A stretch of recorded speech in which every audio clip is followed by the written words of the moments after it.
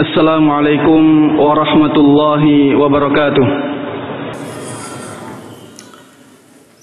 Innal hamdalillah nahmaduhu wa nasta'inuhu wa nastaghfiruh. Segala puji bagi Allah Subhanahu wa taala. Kita selalu memujinya, meminta pertolongan dan ampunan darinya. Wa na'udzu billahi min syururi anfusina wa min sayyiati a'malina, dan kita terus meminta perlindungan kepada Allah Subhanahu wa taala dari keburukan-keburukan kita dan dari keburukan-keburukan amal kita. May yahdihillah fala mudhillalah wa may yudlil fala hadiyalah. Barang siapa yang Allah kehendaki mendapatkan hidayah, maka tidak ada seorang pun yang mampu menyesatkannya. Sebaliknya, barang siapa yang Allah kehendaki tersesat, maka tidak ada seorang pun yang mampu memberikan hidayah kepadanya. Wa nasyhadu an la ilaha illallah wahdahu la syarikalah wa nasyhadu anna Muhammadan abduhu wa rasuluh. Kita semuanya bersaksi bahwa tidak ada sesembahan, tidak ada ilah yang berhak diibadahi kecuali Allah Subhanahu wa taala. Tidak ada sekutu baginya. Dan kita semuanya juga bersaksi bahwa Nabi Muhammad sallallahu alaihi wasallam adalah hamba dan utusan Allah Subhanahu wa taala. Beliau seorang hamba sehingga tidak boleh dituhankan, tidak boleh diibadahi, tidak boleh dijadikan sebagai tujuan permintaan, dan beliau seorang rasul sehingga tidak boleh didustakan. Apapun yang datang dari beliau harus diterima dengan lapang dada dan hati terbuka. Allahumma salli wa sallim wa barik wa an'im ala abdika wa rasulika Muhammadin wa ala alihi wa sahbihi wa man tabi'ahum bi ihsanin ila yaumiddin. Semoga salawat, salam, keberkahan selalu terlimpahkan kepada Nabi kita, Nabi Agung Muhammad sallallahu alaihi wasallam. Begitu pula kepada seluruh keluarga beliau, seluruh sahabat beliau, dan seluruh kaum muslimin yang mengikuti mereka dengan baik hingga hari kiamat. Ikhwati wa akhwati fillah, a'azzani Allah wa iyyakum. Marilah kita terus tingkatkan rasa syukur kita kepada Allah Subhanahu wa taala yang telah memberikan banyak sekali kenikmatan, pertolongan dan taufik kepada kita semuanya, sehingga pada kesempatan yang berbahagia ini kita bisa bertemu muka, berkumpul untuk mengadakan kajian ilmiah, untuk menuntut ilmu agama. Mudah-mudahan amalan yang mulia ini benar-benar kita lakukan ikhlas karena Allah Subhanahu wa taala. Mudah-mudahan Allah lipat gandakan pahalanya, dan mudah-mudahan ilmu yang kita dapatkan diberkahi oleh Allah Subhanahu wa taala.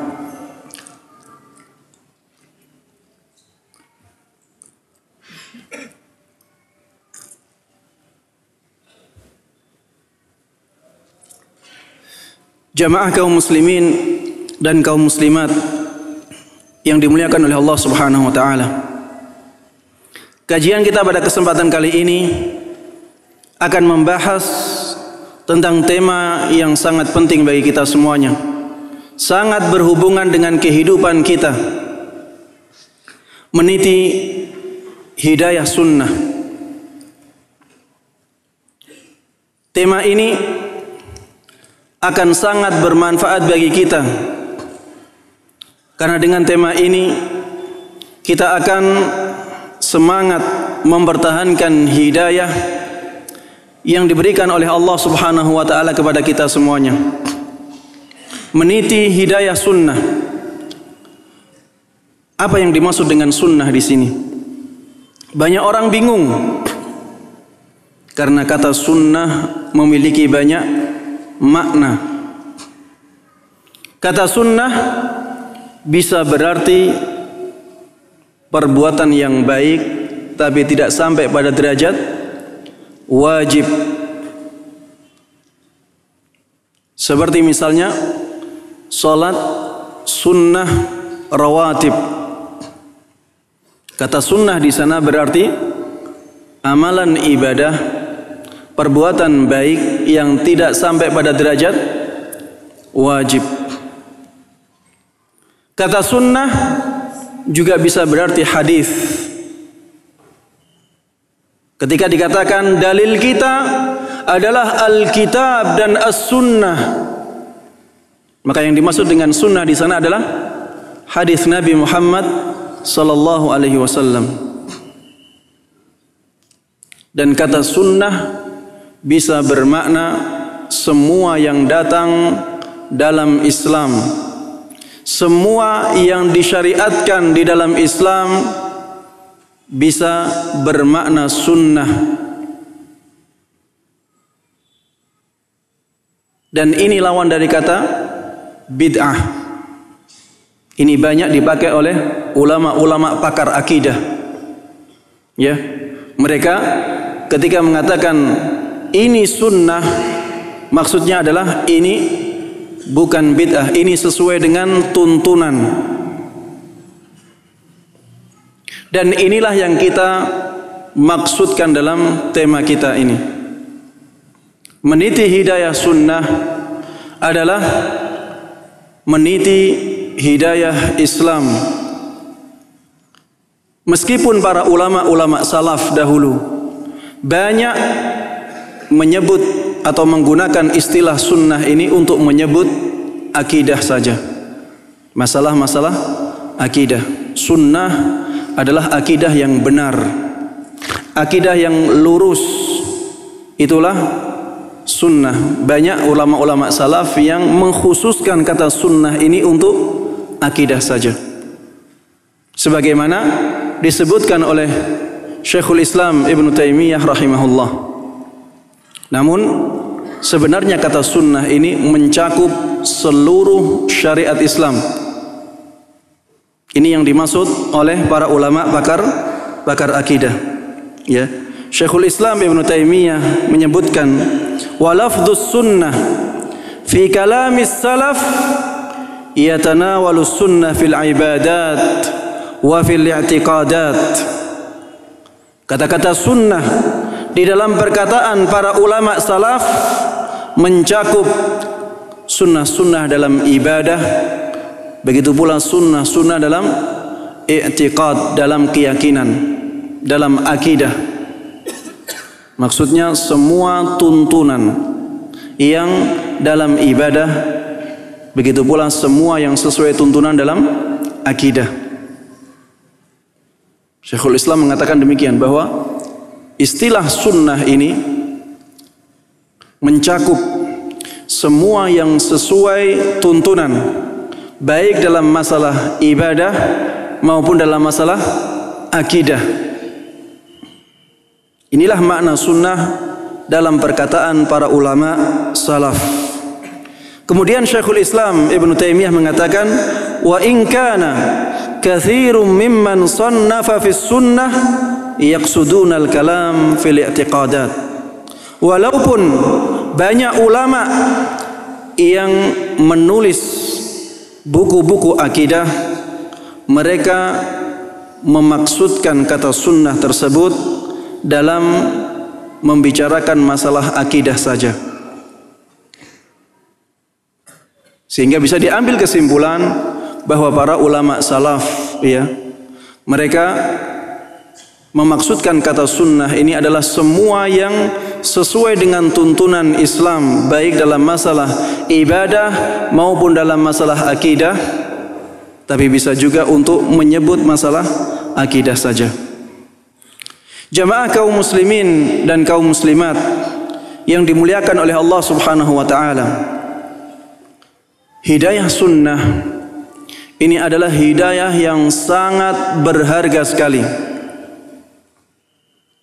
Ketika kita hidup di zaman akhir ini, di saat banyak sekali hal-hal yang melenceng dari ajaran yang benar, ketika kita masih bisa mengetahui sunnah, mengetahui hidayah yang benar-benar dari Nabi Muhammad SAW, ini merupakan kenikmatan yang sangat besar sekali. Makanya para ulama salaf dahulu sangat menjunjung tinggi nikmat berada di atas sunnah ini. Dikatakan oleh Talhah ibn Ubaidillah Al-Baghdadi, beliau pernah bercerita, wafaqa rukuba Ahmad ibn Hanbal fis safin. Aku pernah berpapasan dengan Imam Ahmad bin Hanbal ketika aku sedang naik kapal. Fakana yutilus sukut, dan beliau ketika itu banyak diam, tidak banyak berbicara. Fa idza takallama qal, apabila beliau berbicara, beliau mengatakan, Allahumma amitna ala sunnati ala al-islami was sunnah. Ya Allah, matikanlah kami di atas Islam dan di atas sunnah. Matikan kami di atas Islam dan di atas sunnah. Ini yang selalu diulang-ulang oleh Imam Ahmad ibn Hanbal, yang menunjukkan betapa besarnya perhatian beliau terhadap nikmat sunnah ini. Karena orang yang tidak meninggal di atas sunnah, dia Islamnya melenceng, Islamnya tidak lurus, tidak sesuai dengan Islam yang dibawa oleh Rasulullah sallallahu alaihi wasallam.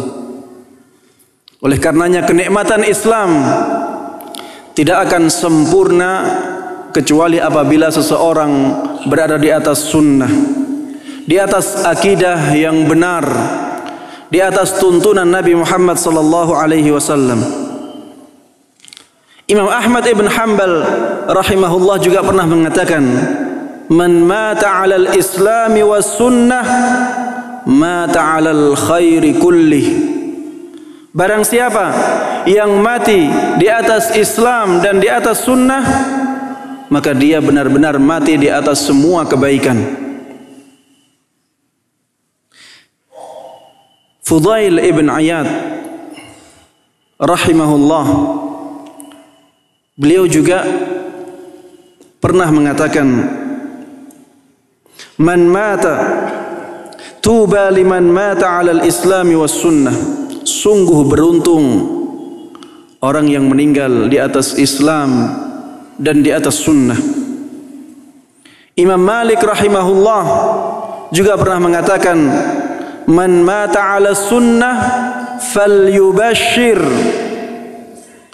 Barang siapa yang meninggal di atas sunnah, maka bergembiralah, berbahagialah, maka tenanglah. Inilah perkataan para ulama-ulama di zaman salaf yang menunjukkan betapa tingginya perhatian mereka terhadap sunnah ini. Oleh karenanya hendaknya kita sebagai kaum muslimin mempertahankan hidayah sunnah ini. Hidayah berada di atas tuntunan Nabi Muhammad sallallahu alaihi wasallam, di atas Islam yang lurus.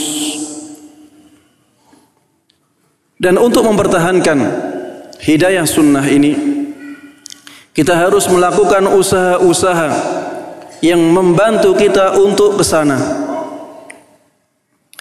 Yang pertama, ketika kita sudah mengetahui sunnah, mengetahui tuntunan Islam yang benar sebagaimana dibawa oleh Rasulullah sallallahu alaihi wasallam, sebagaimana dipahami oleh para sahabat Nabi Muhammad sallallahu alaihi wasallam, maka lakukanlah dengan ikhlas karena Allah Subhanahu wa taala. Terapkan sunnah dan niatkan ikhlas karena Allah Subhanahu wa taala. Bukan karena yang lain,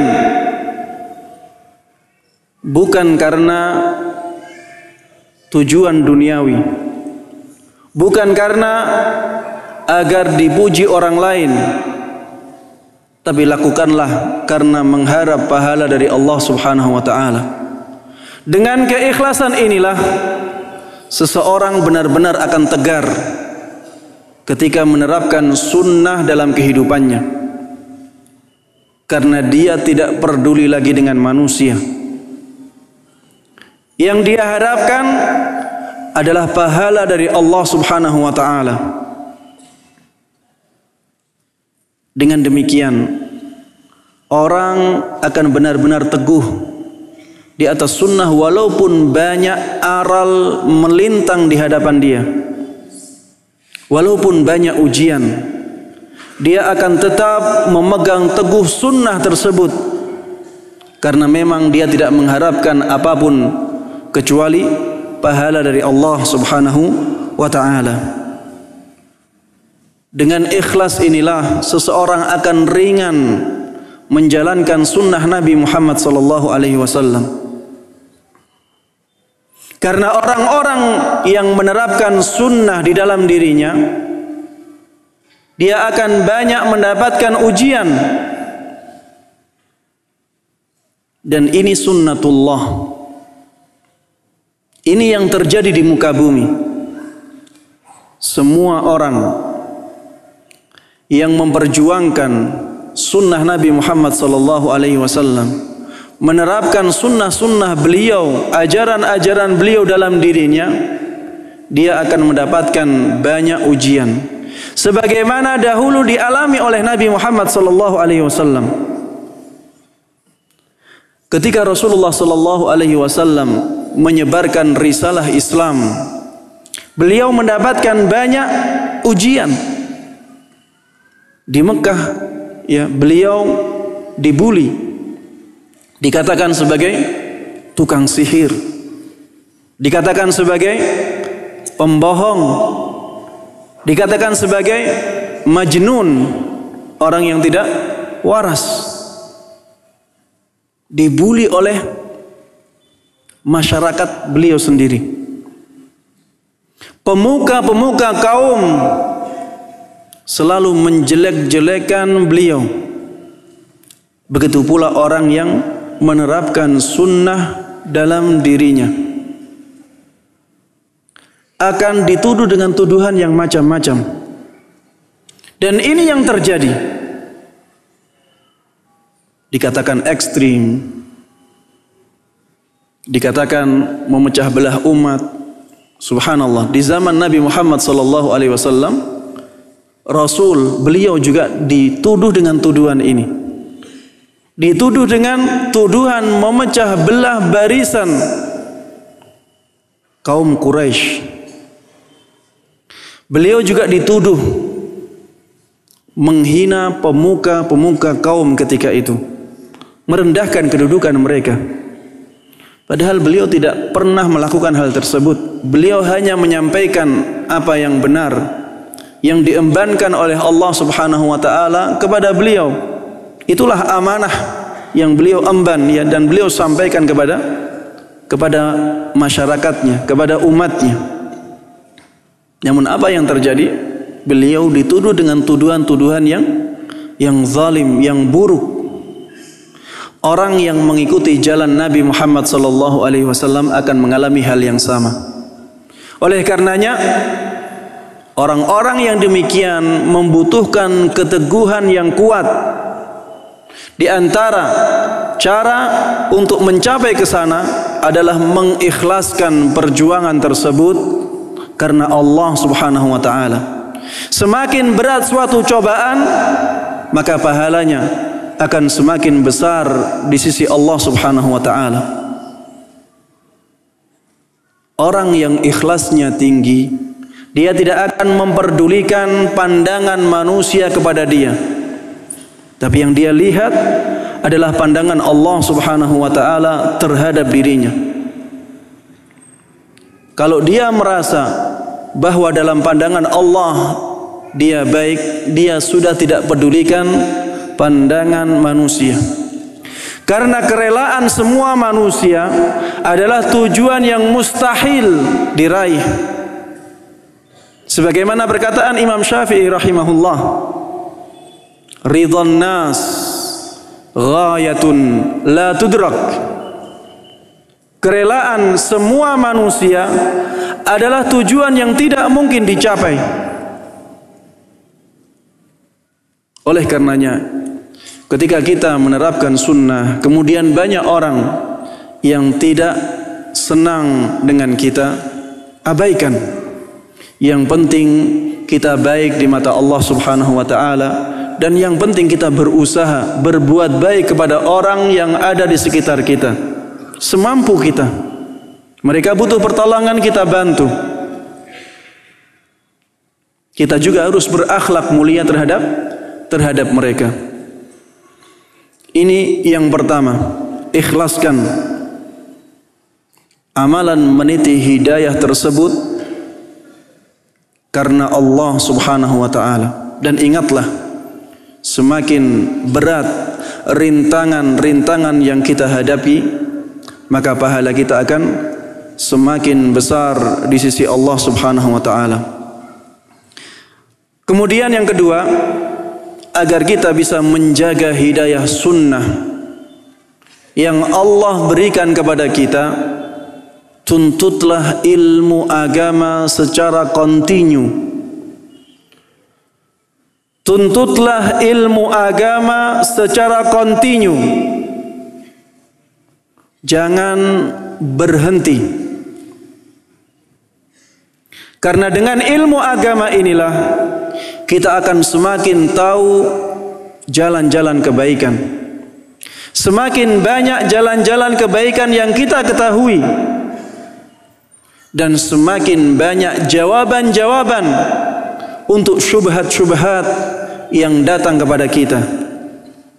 Syubhat adalah perkataan atau logika-logika yang rancu, yang dikemas secantik mungkin, seindah mungkin, sehingga terlihat itu kebenaran, padahal itu sebenarnya adalah kebatilan. Banyak orang yang merangkai kebatilannya dan ditampakkan sebagai suatu kebenaran. Ketika kita semangat menuntut ilmu agama dan kita lakukan secara kontinu, ilmu agama akan banyak kita dapatkan. Dan dengan demikian kita banyak bisa menjawab ya syubhat-syubhat yang datang kepada kita. Dengan kemampuan kita menjawab syubhat-syubhat tersebut, kita akan semakin kokoh, semakin teguh berjalan di atas sunnah Nabi Muhammad sallallahu alaihi wasallam. Inilah pentingnya menuntut ilmu agama. Karena memang agama Islam sangat menjunjung tinggi bukti ilmiah. Agama Islam adalah agama yang dibangun di atas ilmu. Makanya agama Islam memerangi khurafat, memerangi tahayyul. Agama Islam memerangi amalan-amalan yang tidak ada tuntunannya, tidak ada dasarnya, tidak ada dalilnya. Karena memang agama Islam sangat menjunjung tinggi bukti ilmiah. Bahkan dalam masalah dunia pun demikian. Dalam masalah dunia demikian. Kita tidak boleh, ya misalnya, meyakini bahwa batu bisa mendatangkan kesehatan kalau tidak terbukti secara ilmiah. Kita tidak boleh meyakini bahwa air tertentu, air putih bisa mendatangkan kesehatan kalau tidak terbukti secara ilmiah. Kalau ada bukti ilmiahnya baru bisa kita lakukan, walaupun ini masalah dunia. Kepercayaan-kepercayaan yang berhubungan dengan dunia di dalam Islam kalau tidak terbukti secara ilmiah tidak boleh dilakukan. Di zaman dulu ada kepercayaan-kepercayaan jangan membersihkan rumah, menyapu rumah di malam hari. Karena apa? Keyakinannya karena rezekinya akan seret. Berhubungan dengan masalah dunia. Tapi ini tidak ada bukti ilmiahnya. Tidak ada bukti ilmiahnya, dalilnya tidak ada, secara logika pun tidak masuk akal. Seperti ini tidak boleh diambil di dalam Islam. Ada kepercayaan kalau ada kupu ya datang ke rumah, nanti biasanya akan datang tamu. Ini tidak ada dalilnya. Bukti ilmiah secara logika pun tidak ada. Tidak boleh kita percaya dengan kepercayaan seperti itu, walaupun berhubungan dengan dunia. Karena memang Islam mengajarkan semua yang terbukti secara ilmiah. Kalau tidak terbukti secara ilmiah, maka tidak boleh dilakukan di dalam Islam. Inilah pentingnya menuntut ilmu. Dengan menuntut ilmu secara kontinu, kita akan bisa benar-benar mengetahui mana yang sunnah Nabi Muhammad SAW, mana yang tidak. Mana yang ada dalilnya, mana yang tidak. Tanpa menuntut ilmu tidak mungkin kita tahu hal ini. Dan inilah yang menjadikan kita benar-benar mantap dalam menjalankan sunnah dalam kehidupan kita. Makanya termasuk yang bisa menjadi penguat kita dalam menjaga hidayah sunnah adalah menuntut ilmu secara kontinu. Harus secara kontinu. Kalau tidak, maka ilmu kita tidak akan sempurna. Kalau ilmunya setengah matang, jadinya juga akan menjadi bumerang. Makanya ketika kita menuntut ilmu, ya berusahalah untuk kontinu. Belajar dari awal kitab sampai akhir kitab. Pelajari yang sederhana-sederhana dahulu, terutama masalah akidah. Karena akidah ini adalah pondasi agama kita semuanya. Islam dibangun di atas akidah, di atas keyakinan.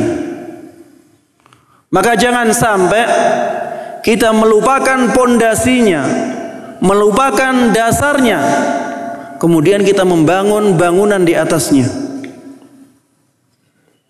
Karena jika demikian yang kita lakukan, maka bangunan tersebut akan mudah roboh, mudah runtuh, mudah digoyang.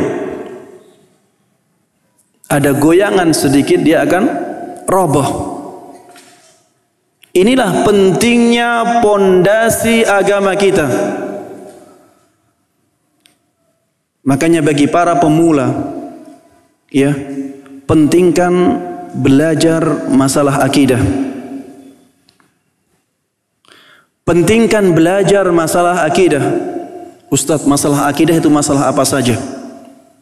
Masalah akidah adalah masalah-masalah keimanan. Iman, rukun iman yang 6 tersebut pelajari dengan baik. Iman kepada Allah dipelajari dengan sempurna. Di antara iman kepada Allah adalah kewajiban mentauhidkannya, yang berhubungan dengan tauhid pelajari semua. ada tauhid rububiyah, ada tauhid uluhiyah, ada tauhid asma wa sifat. Pelajari dengan lengkap. Kemudian iman kepada para malaikatnya, iman kepada semua kitab-kitab yang diturunkan oleh Allah Subhanahu wa taala kepada nabinya, iman kepada semua rasul, iman kepada hari akhir, kemudian iman kepada takdir. Dipelajari dengan lengkap. Ini pondasi agama kita. Kalau ini sudah kuat, baru beranjak ke yang lainnya. Kalau misalnya kita bisa menggabung antara belajar akidah dengan belajar fikih, lakukan. Karena memang keseharian kita sangat membutuhkan fikih. Tapi kalau tidak bisa menggabungkannya, harus satu, maka pilihlah akidahnya dahulu. Pilihlah akidahnya dahulu, karena itu pondasi agama kita semuanya. Ketika pondasinya sudah kuat, maka bangunan yang dibangun di atasnya juga akan sangat kokoh, sangat baik. Dari sinilah kita bisa melihat dalam kenyataan, ya, banyak orang yang pengetahuan agamanya tinggi, pengetahuan agamanya luas, tapi kita tidak melihat pengaruh agama tersebut pada dirinya. Hanya sebagai wawasan saja, tidak dia praktekkan. Biasanya kekurangannya di dalam masalah akidahnya. Akidahnya lemah, sehingga dia ketika akan melakukan syariat tersebut, dia merasa malas, dia merasa malu, minder ketika akan melakukan ajaran Islam yang sudah dia ketahui, karena memang akidahnya belum tergarap dengan baik. Berbeda apabila agama atau akidah seseorang sudah kuat, syariat Islam sedikit pun, ya, yang diketahui dia sedikit, tapi pengaruhnya sangat kita lihat. Ngaji baru setahun, tapi pengaruh agama Islam sangat tampak pada dirinya. Itu karena apa? Karena memang akidahnya sudah tergarap dengan baik. Dan inilah yang dilakukan oleh Rasulullah sallallahu alaihi wasallam. Ketika Rasulullah sallallahu alaihi wasallam berdakwah di Makkah, yang beliau garap dahulu adalah masalah akidah, masalah keimanan. Lihat ayat-ayat Al-Qur'an yang turun di Makkah sebelum hijrahnya Nabi Muhammad sallallahu alaihi wasallam. Kebanyakan, mayoritas, atau bahkan semuanya menjelaskan masalah keimanan. Keimanan kepada Allah, keimanan kepada hari akhir, keimanan kepada takdir, keimanan adanya neraka, adanya surga. Ini yang menjadi pembahasan inti di ayat-ayat Makkiyah. Karena inilah yang nantinya akan menjadikan orang semangat untuk melakukan kebaikan. Inilah yang menguatkan seseorang untuk menjalankan sunnah-sunnah Nabi Muhammad SAW. Kita juga harusnya demikian. Tirulah Nabi Muhammad SAW. Harusnya kita belajar masalah akidah dengan sangat baik. Jangan sampai akidahnya dilalaikan, tapi sudah beralih ke fikih-fikih yang mungkin, ya, kurang kita butuhkan. Tapi masalah akidah ini sangat kita butuhkan. Ya, belajarlah secara kontinu. Kemudian pentingkan masalah akidah. Kalau ada kajian-kajian ilmiah tentang akidah, ya, hadiri. Semangatlah untuk menuntut ilmu dalam masalah akidah. Kemudian yang ketiga, yang bisa menjadikan kita kuat, teguh dalam meniti hidayah sunnah adalah mencari rujukan ilmu yang tepat. Cari guru yang benar-benar mumpuni ilmunya, lurus akidahnya, dan tinggi takwanya. Ini 3 kriteria yang harusnya ada pada seorang guru. Yang pertama, ilmunya mumpuni.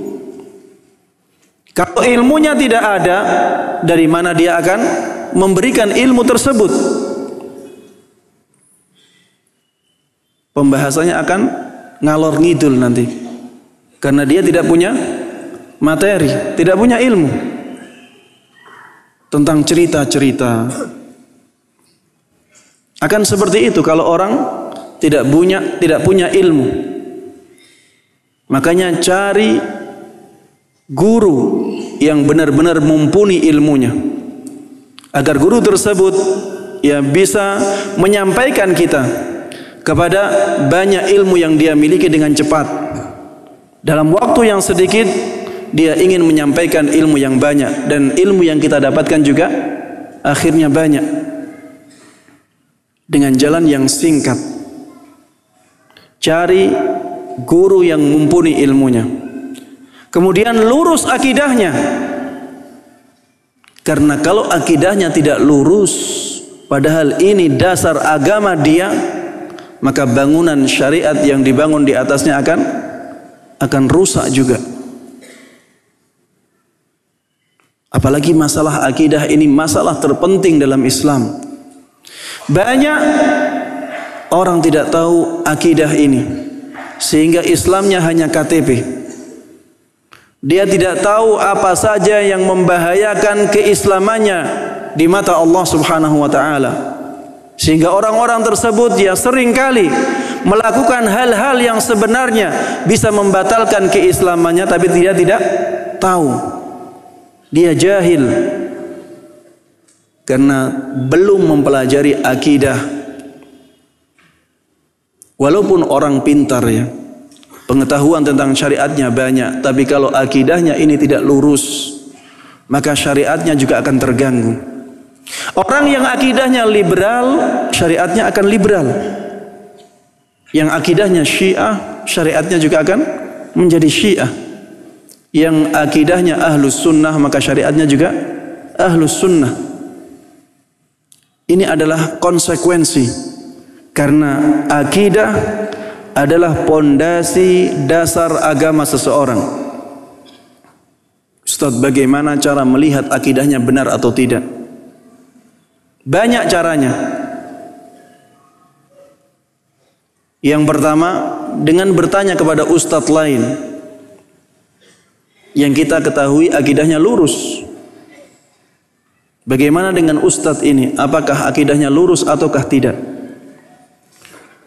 Yang kedua, dengan melihat ustadz ini berkumpulnya dengan siapa. Karena teman bisa menjadi barometer bagi kita untuk melihat seseorang. Karena biasanya orang akan berkumpul dengan orang yang sepaham, seide dengan dia. Ini fitrah manusia. Kemudian yang ketiga, lihat pembahasan-pembahasan yang dia jelaskan dalam masalah akidah. Masalah-masalah akidah yang dia bahas kita dengarkan. Kalau belum tahu, ya maka jangan seperti ini ya. Kita bertanya kalau belum tahu. Belum tahu pembahasan masalah akidah. Tapi biasanya akidah-akidah yang ma'ruf itu terlihat. Misalnya masalah sahabat. Bagaimana dia menjelaskan masalah sahabat. Kalau dia merendahkan para sahabat Nabi Muhammad SAW, maka bisa dipastikan dia akidahnya melenceng. Kemudian pembahasan masalah keberadaan Allah. Kalau jawabnya dia Allah berada di mana-mana atau tidak bertempat, ya, menyelisihi Al-Quran dan Sunnah, maka bisa dilihat berarti akidahnya kurang lurus. pembahasan masalah iman, apakah iman bertambah atau bisakah iman bertambah dan berkurang? Kalau dia menjawab tidak bisa, iman itu satu kesatuan, tidak bisa bertambah dan tidak bisa berkurang, maka ini sudah jelas dia bukan ahlus sunnah. Ada masalah-masalah yang jelas seperti ini. Sebagai orang awam memang sulit untuk menilai seorang guru. Biasanya mudahnya adalah bertanya kepada ustadz lain yang sudah dia yakini bahwa beliau adalah ustadz yang lurus akidahnya. Kemudian yang ketiga adalah harus tinggi takwanya. Karena agama Islam itu sangat dipengaruhi dengan ketakwaan. Dan ilmu seseorang juga sangat dipengaruhi oleh ketakwaannya. Ilmu seseorang sangat dipengaruhi oleh ketakwaannya. Ketika takwanya lemah, maka ilmunya tidak akan berkah. Pengaruhnya kepada hati kita akan lemah. Kalau kita melihat guru kita misalnya di luar dia biasa bermaksiat, secara naluri kita tidak cocok dengan guru tersebut. Misalnya di luar yang melakukan hal-hal yang tidak pantas untuk dilakukan oleh seorang guru, kita tidak senang. Dan perkataannya menjadi hambar. Berbeda kalau kita lihat guru kita misalnya ya, semangat dalam melakukan ibadah, tidak mau melakukan hal-hal yang berbau maksiat atau mendekati kemaksiatan, maka dia ya, kita akan melihat, ketika kita melihat orang yang seperti ini ya, hati kita akan terbuka. Kata-kata dia akan merasuk ke dalam hati kita. Dan inilah seorang alim yang hakiki. Makanya Allah Subhanahu wa taala mengkhususkan kealiman hanya pada orang-orang yang takut kepada Allah Subhanahu wa taala.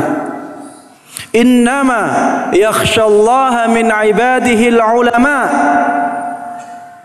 Sesungguhnya hanya orang-orang yang alimlah yang takut kepada Allah Subhanahu wa taala. Hanya orang yang alimlah yang takut kepada Allah Subhanahu wa taala. Sehingga orang yang tidak takut kepada Allah Subhanahu wa taala sebenarnya bukan orang yang alim. Sehingga tidak pantas untuk dijadikan sebagai guru. Kalau dia tidak alim, bagaimana dia pantas dijadikan sebagai guru? Makanya dalam memilih guru agama kita harus sangat hati-hati. Sebagaimana kita memilih guru-guru masalah dunia, kita mencari orang-orang yang ahli di dalamnya. Dalam masalah dunia aja demikian ya. Dalam masalah dunia saja demikian. Bagaimana dengan masalah agama? Agama lebih penting daripada masalah dunia, jauh lebih penting. Makanya carilah guru yang mumpuni ilmunya, lurus akidahnya, dan tinggi ketakwaannya.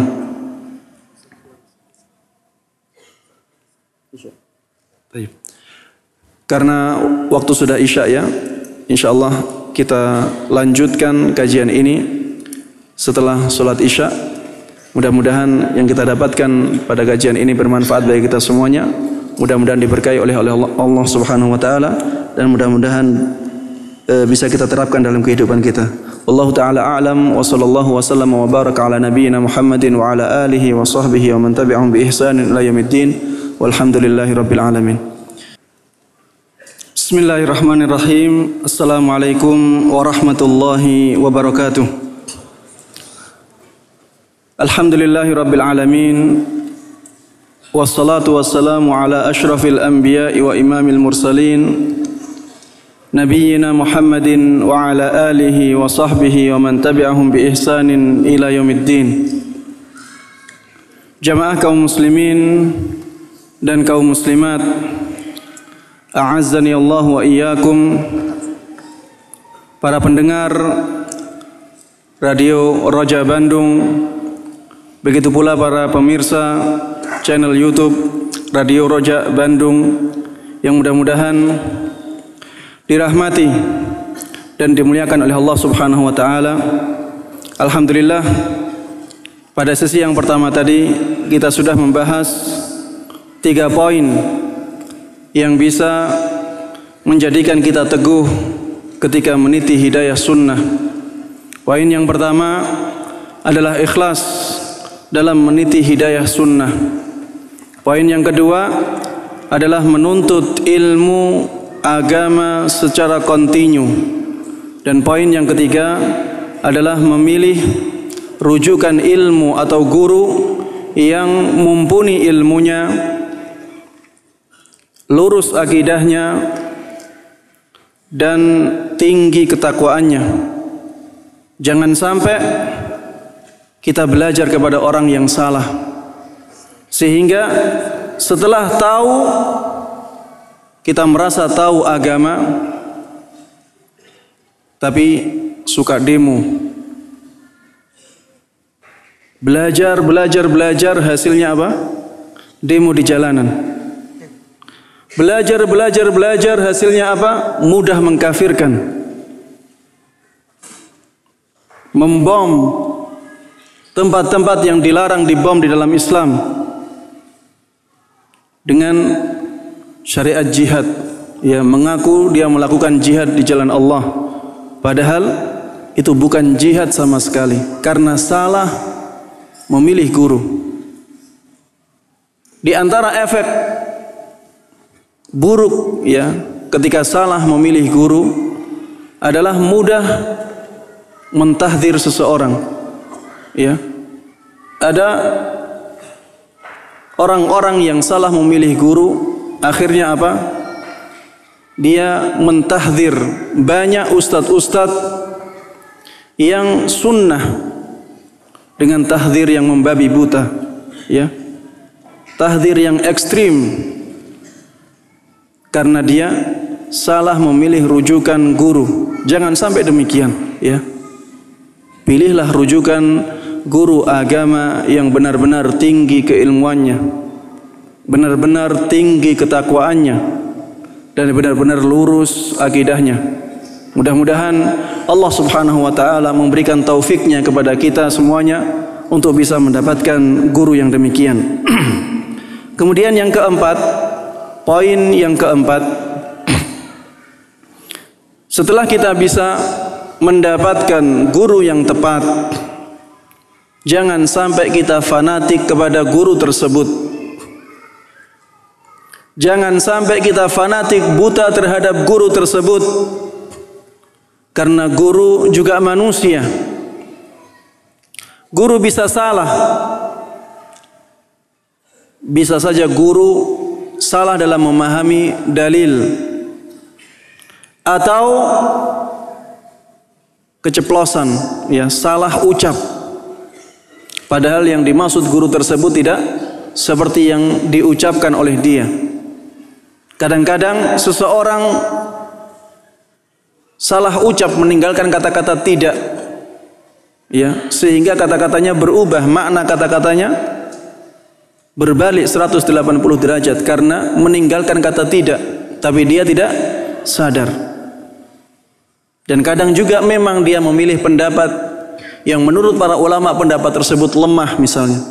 Bisa terjadi seperti itu. Makanya jangan sampai kita fanatik kepada seorang guru dengan fanatik buta. Fanatiklah kepada dalil. Ikuti dalil kemanapun dalil menuntun kita, dan pahami dalil-dalil tersebut sesuai dengan pemahaman para sahabat Nabi Muhammad sallallahu alaihi wasallam. Jangan sampai kita memahami dalil-dalil tersebut dengan logika kita atau logika orang-orang sekarang. Apabila logika tersebut menyelisih logika atau pemahaman para ulama-ulama salaf, atau para sahabat Nabi Muhammad sallallahu alaihi wasallam. Karena kebanyakan penyelewengan kelompok-kelompok dalam Islam adalah karena mereka tidak memahami dalil-dalil yang ada dalam syariat sesuai dengan pemahaman para sahabat Nabi Muhammad sallallahu alaihi wasallam. Seperti orang-orang yang menyuarakan demonstrasi. Mereka membawa dalil-dalil dari hadis Nabi Muhammad sallallahu alaihi wasallam,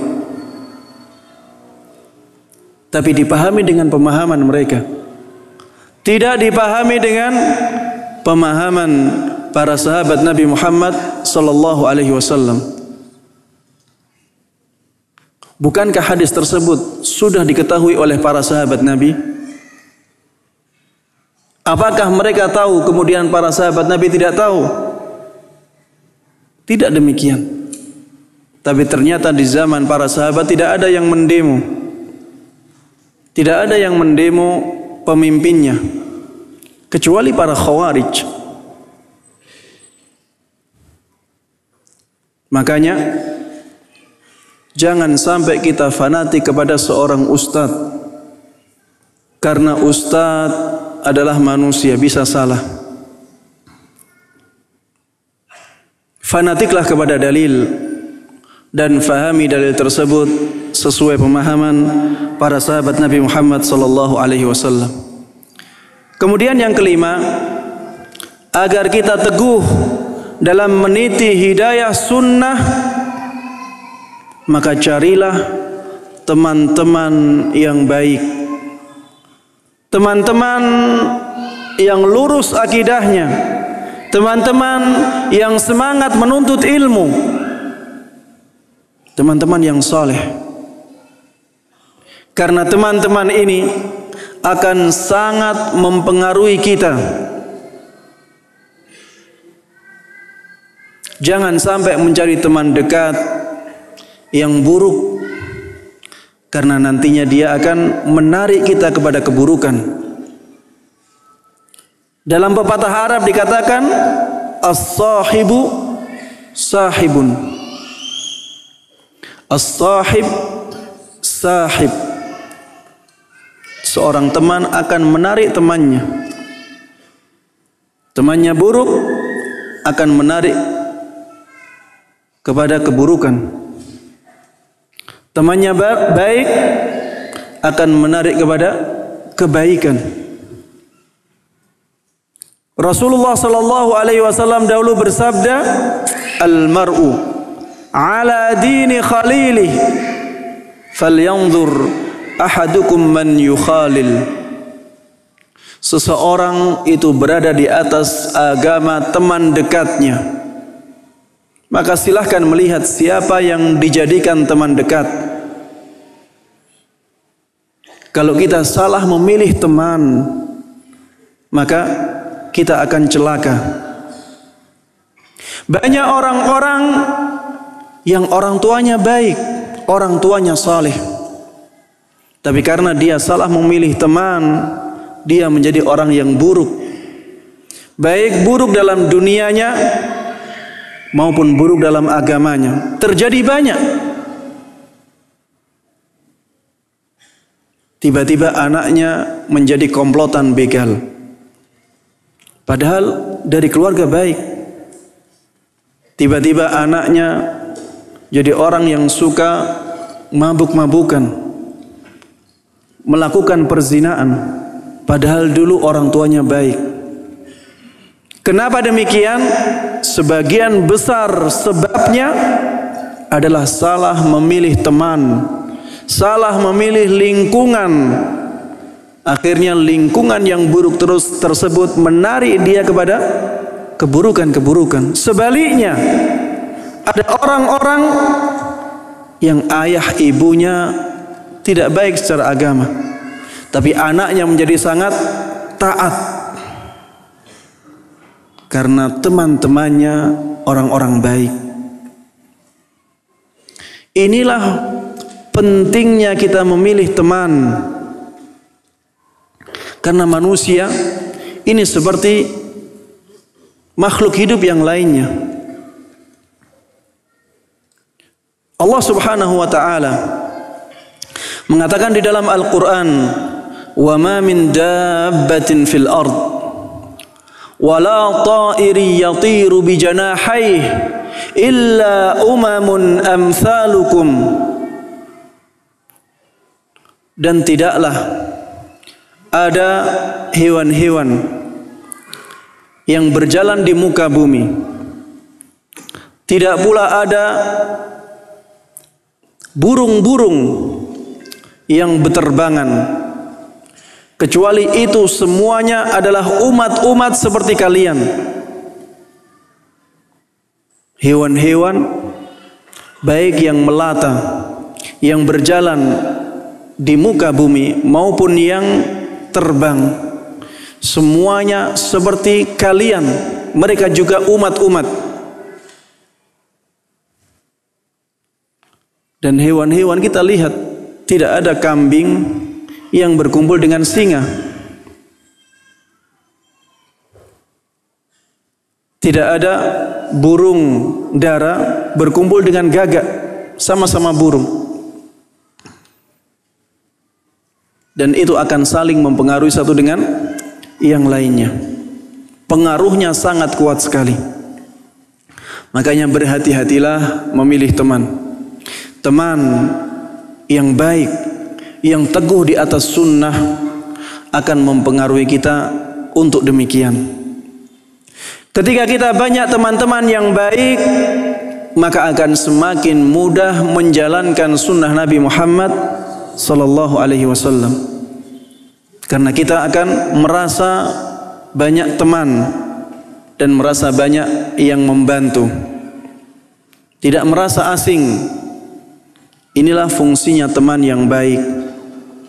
Ketika teman-teman tersebut menguatkan kita, maka kita akan semakin teguh di atas hidayah sunnah.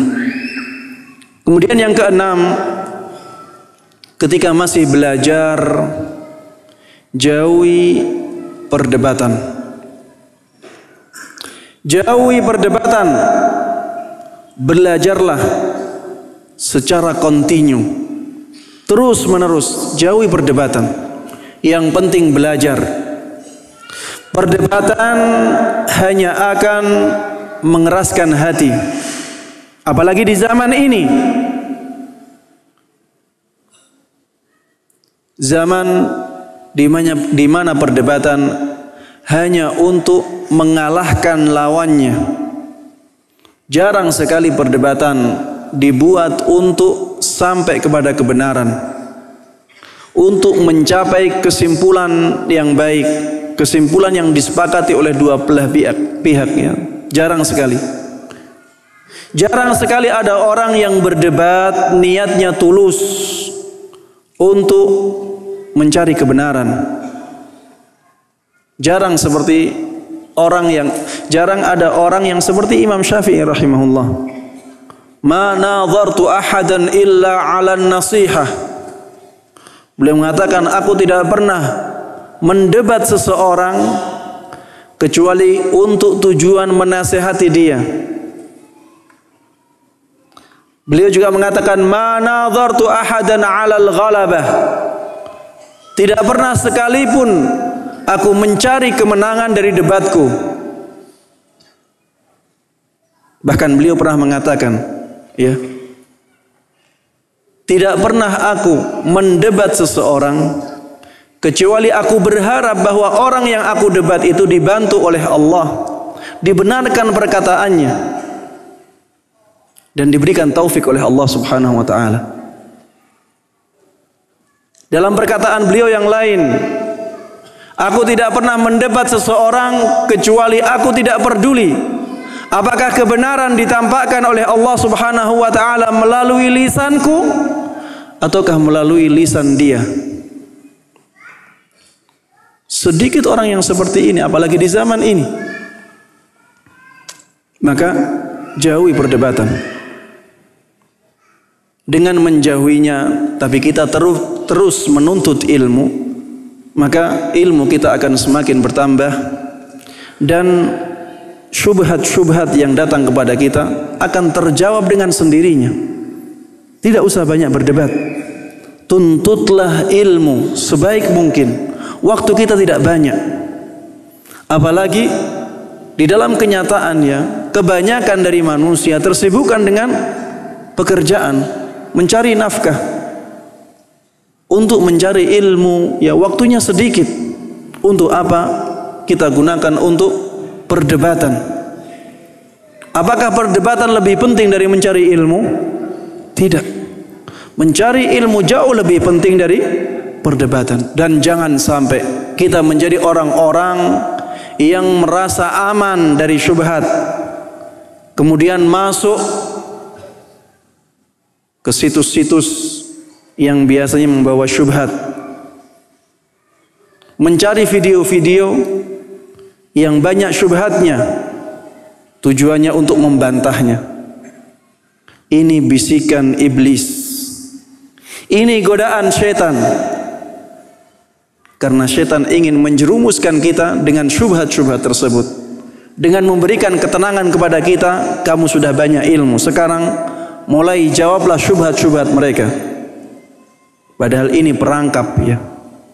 Banyak orang yang asalnya merasa mampu menjawab syubhat, merasa punya ilmu, kemudian termakan oleh syubhat yang inginnya dia jawab. Dia tidak punya jawabannya. Akhirnya apa? Akhirnya terbawa oleh syubhat tersebut. Jangan merasa aman, ya. Tapi jauhi perdebatan, jauhi syubhat. Kalau ada syubhat datang, baru dijawab. Jangan mencari-cari, jangan mencari musuh. Tapi kalau ada musuh datang, lawan. Ini prinsipnya, ya.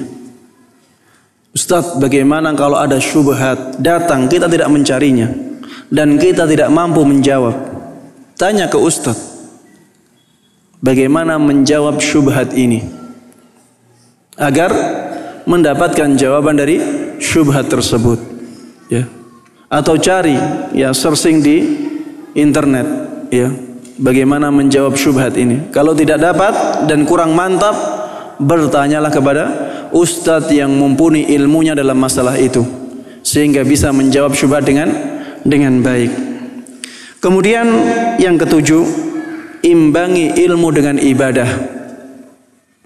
Ketika kita sudah mencari ilmu, sudah menetapkan guru yang tepat, amalkan ilmu yang kita dapatkan. Karena ilmu tanpa diamalkan tidak berguna. Karena amalan ini ibarat buah. Kalau ada seseorang menanam pohon mangga, kemudian mangga tersebut tidak mengeluarkan buah, maka dia gagal. Karena tujuan dia adalah untuk memetik buahnya. Begitu pula orang yang menuntut ilmu. Kalau ternyata dia tidak mengimbangi ilmunya dengan amalan, maka dia orang yang gagal dalam menuntut ilmunya. Karena ilmu tidaklah dia cari kecuali untuk memetik buahnya, yaitu amalan. Bahkan nanti di akhirat seseorang akan ditanya. Salah satu pertanyaannya adalah tentang ilmunya. Mana ilmu yang sudah diamalkan? Akan ditanya di akhirat. Oleh karenanya, ya, amalkan ilmu. Dengan mengamalkannya, kita pertama mendapatkan pahala. Yang kedua, ilmu kita akan benar-benar menancap di hati kita. Saya misalkan, ya, contoh mudahnya adalah zikir pagi dan sore. Tidak usah kita hafalkan. Kalau kita amalkan terus-menerus, lama-lama hafal sendiri. Zikir setelah sholat, tidak usah kita menghafalkan. Kita baca, lama-lama hafal. Begitu pula dengan ilmu-ilmu ini. Kalau kita amalkan, maka kita akan mendapatkan ilmu yang kuat. Dahulu para ulama salaf sangat semangat untuk menerapkan ilmunya. Bahkan Imam Ahmad rahimahullah, ya, beliau pernah mendapatkan hadis tentang keutamaan memerdekakan budak. Dan beliau orang yang miskin. Saking semangatnya mengamalkan ilmunya, beliau sampai menabung dalam waktu yang lama. Akhirnya beliau bisa mendapatkan uang untuk membeli seorang budak. Dan akhirnya beliau beli budak dan beliau merdekakan. Untuk apa? Untuk menerapkan ilmunya. Semangat. Inilah yang harusnya kita lakukan, ya. Jangan menuntut ilmu, tapi tidak dipraktekkan. Apa gunanya? Dan ini juga menjadi sebab kita kuat dalam meniti hidayah sunnah.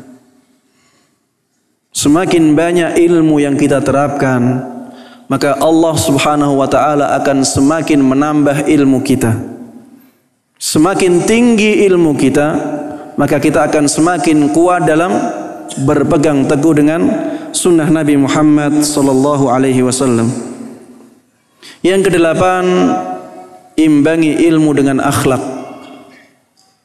Akhlak juga merupakan sisi pengamalan ilmu yang sangat penting sekali. Dengan akhlak yang mulia inilah kita bisa mengobati kemarahan-kemarahan orang yang tidak sependapat dengan kita. Ketika akhlak kita tinggi, orang-orang yang tidak senang dengan kita juga akan sungkan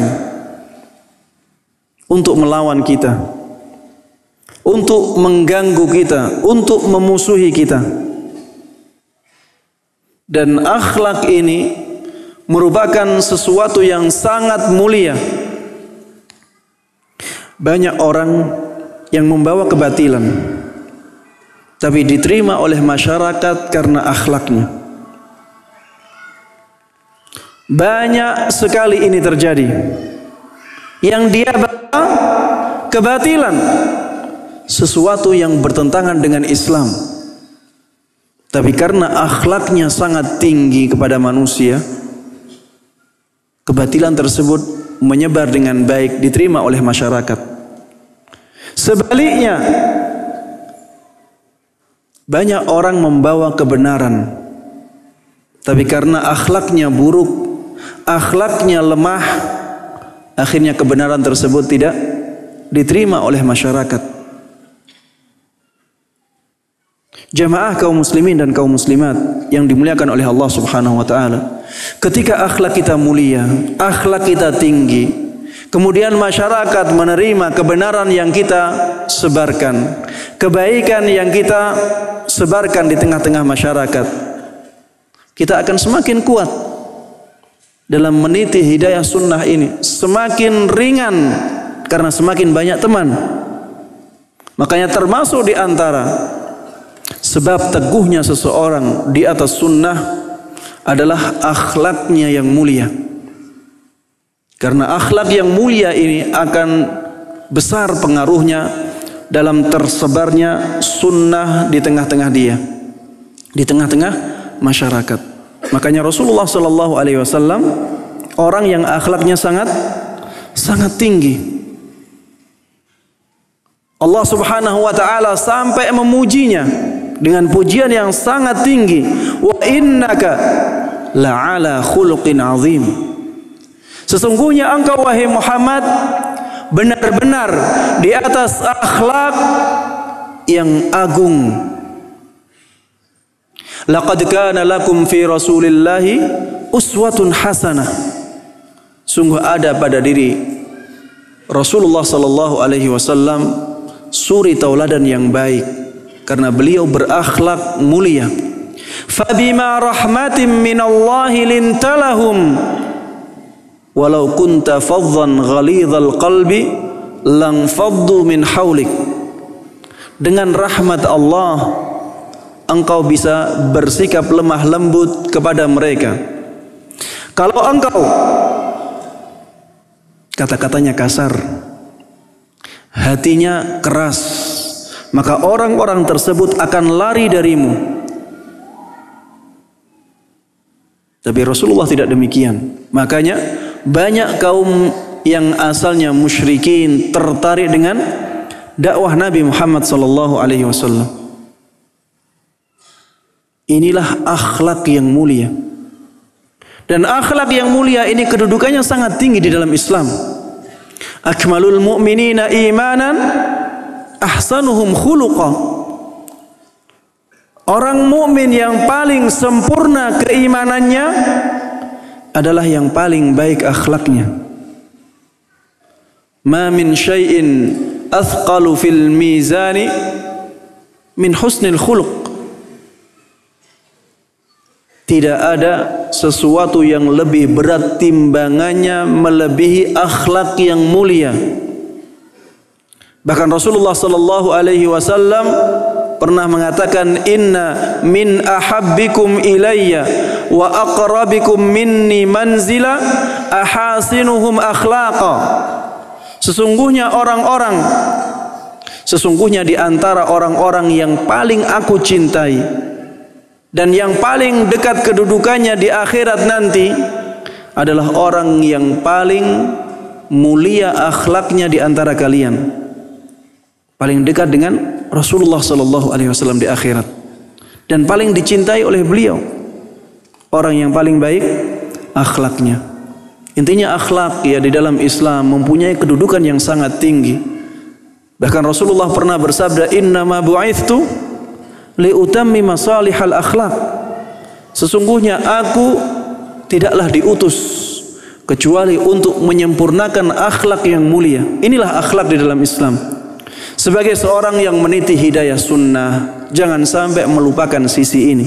Ini sangat berkaitan dengan keimanan dia, sangat berkaitan dengan kemuliaan dia, dan ini juga sangat berkaitan dengan keteguhan dia di atas sunnah Nabi Muhammad sallallahu alaihi wasallam.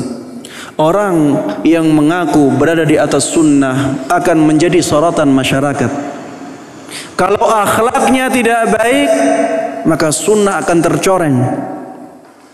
Maka jadilah orang-orang yang berakhlak mulia agar sunnah tersebar di tengah-tengah masyarakat dengan baik. Kemudian yang kesembilan, yang terakhir, berdoalah. Banyaklah berdoa agar tetap teguh di atas hidayah sunnah.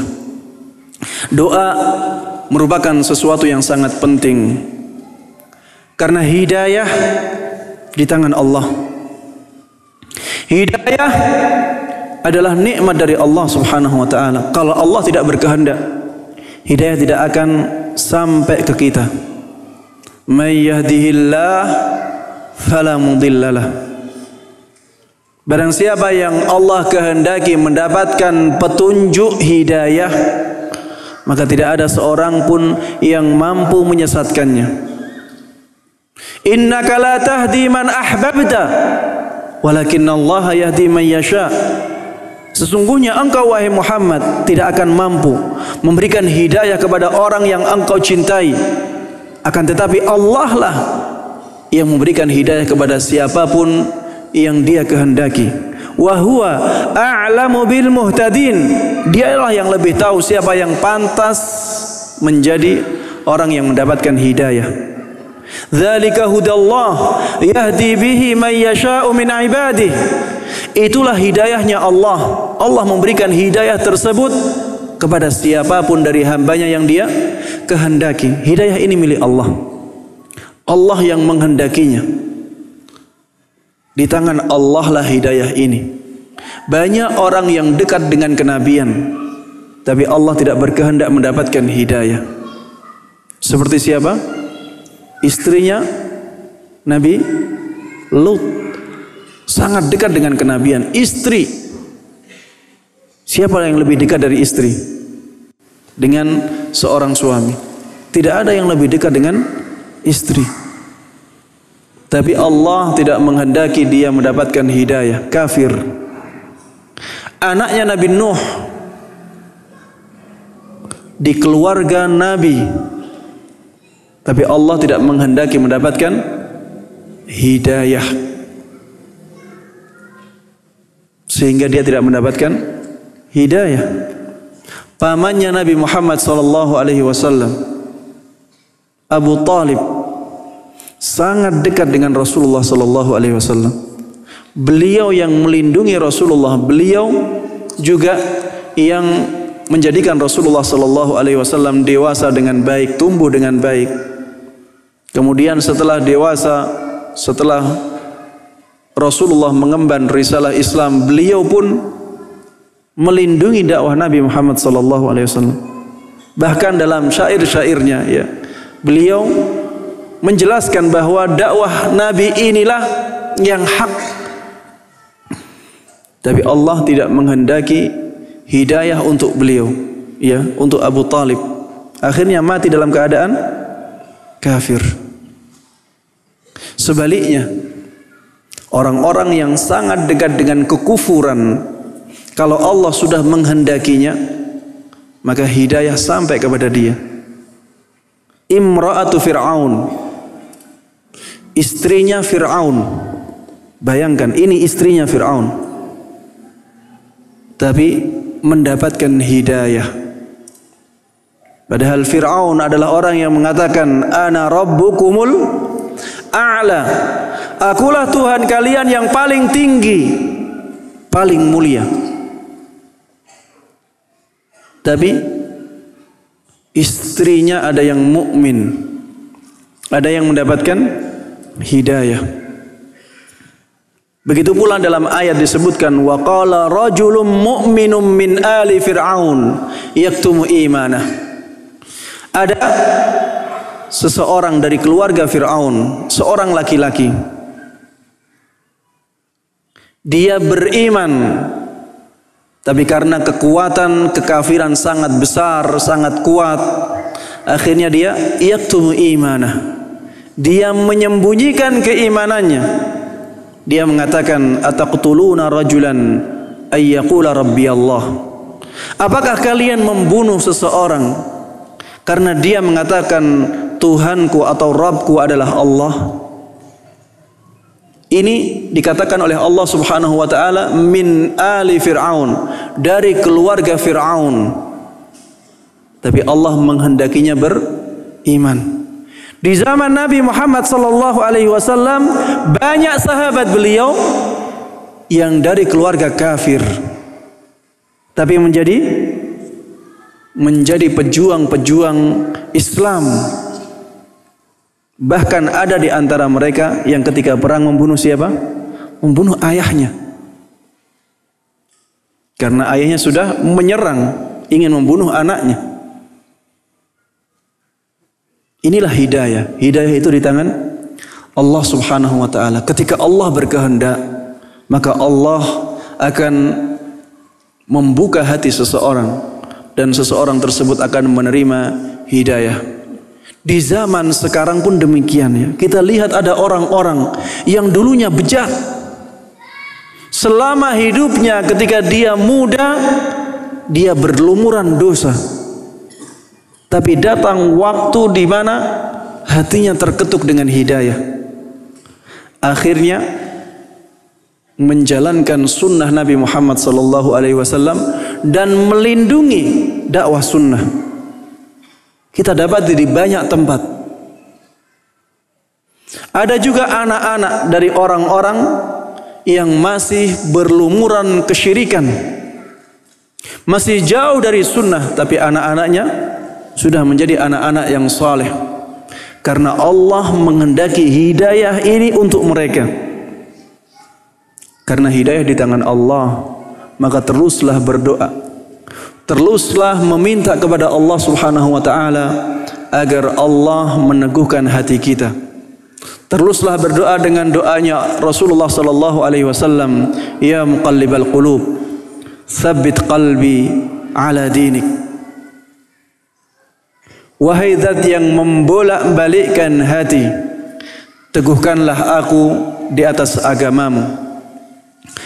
Di antara doa yang sangat sering dipanjatkan oleh Rasulullah sallallahu alaihi wasallam adalah doa ini.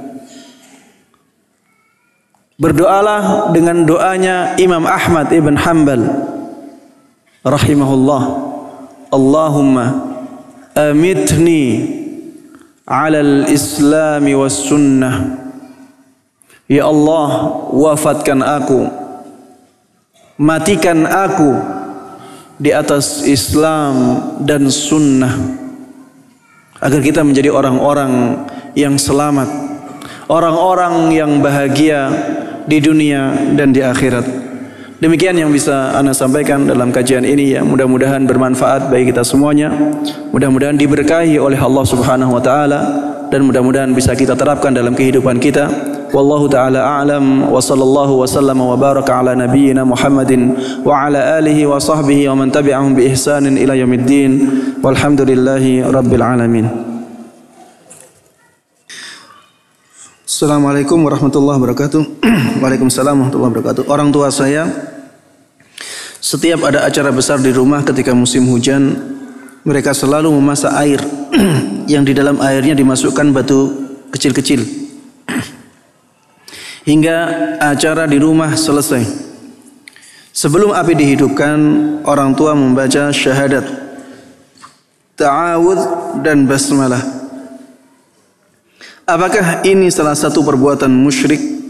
Lalu bagaimana saya menjelaskannya biar tidak menyinggung perasaannya?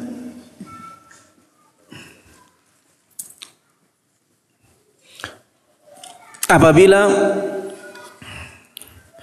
dia meyakini bahwa hal tersebut adalah sebab acaranya, misalnya lancar, tapi yang menjadikan lancar acara tersebut adalah Allah Subhanahu wa taala, maka ini syirik asghar. Ini syirik asghar karena dia meyakini suatu sebab yang tidak dijadikan oleh Allah Subhanahu wa taala sebagai suatu sebab, ya. Dia meyakini ini sebab, misalnya lancarnya acara, misalnya ini, ya, atau selamatnya acara tersebut dari kegagalan, baiknya acara tersebut, padahal Allah tidak menjadikan itu sebagai sebab. Maka ini meyakini suatu sebab tanpa dasar. Ini syirik kecil. Apabila keyakinannya bahwa dengan perbuatan itu acaranya menjadi lancar tanpa perantara, ya, memang inilah yang menjadikan acaranya lancar, maka di sini syirik akbar jadinya. Kalau dia hanya meyakini bahwa itu perantara saja, itu sebab saja, tapi yang melancarkan acara tersebut, yang membaikkan acara tersebut adalah Allah Subhanahu wa taala, maka syirik asghar. Dan biasanya yang terjadi adalah yang ini, ya. Jadi mereka tetap meyakini, ya, biasanya orang tersebut tetap meyakini bahwa yang melancarkan acara adalah Allah Subhanahu wa taala. Hanya saja dia melakukan hal tersebut karena dia meyakini bahwa itu sebab. Hanya sebab saja. Kalau demikian, makanya dia terjatuh dalam syirik asghar. Wallahu a'lam. Bagaimana menjelaskannya? Ya, dijelaskan dengan cara yang baik, ya. Dikasih penjelasan bahwa hal tersebut tidak ada dalilnya. Misalnya bertanya, ya, dengan nada bertanya, apa seperti ini pernah dicontohkan oleh Nabi kita? Apakah seperti ini ada dalilnya? Siapa yang memulai pertama kali perbuatan seperti ini? Ditanya seperti itu. Apabila dijawab tidak ada, ya, kenapa tidak ditinggalkan? Kenapa kita tidak mencukupkan diri dengan berdoa kepada Allah Subhanahu wa taala? Sebagaimana tuntunan Islam, tidak mengharapkan sesuatu kecuali dari Allah Subhanahu wa taala, karena Allah lah yang mampu melakukan hal tersebut. Apalagi kalau orang tua tersebut meyakini bahwa semuanya dari Allah, kenapa tidak langsung saja meminta kepada Allah Subhanahu wa taala tanpa melakukan hal-hal yang demikian yang tidak diajarkan oleh Nabi Muhammad sallallahu alaihi wasallam. Kalau takut tersinggung ya, bisa dengan cara yang tidak langsung. Misalnya membawa teman membawa teman atau membawa ustadz ke rumah. Kemudian ya mengajak orang tua untuk ngobrol. Kemudian pura-pura bertanya di hadapan orang tuanya. Ya. Dan cara-cara yang seperti ini juga sangat bagus ya. Di antara cara lain misalnya ya membuat tulisan agar dibaca oleh orang tua, menyampaikan ayat-ayat, hadis-hadis yang berhubungan dengan masalah tersebut, sehingga tidak merasa tersinggung, tersudutkan ya. Tapi kalau misalnya sudah dinasihati dan tidak mempan, tidak diterima, maka bersabarlah. Kita harus berakhlak mulia kepada orang tua kita. Itulah bentuk bakti kita kepada orang tua ya.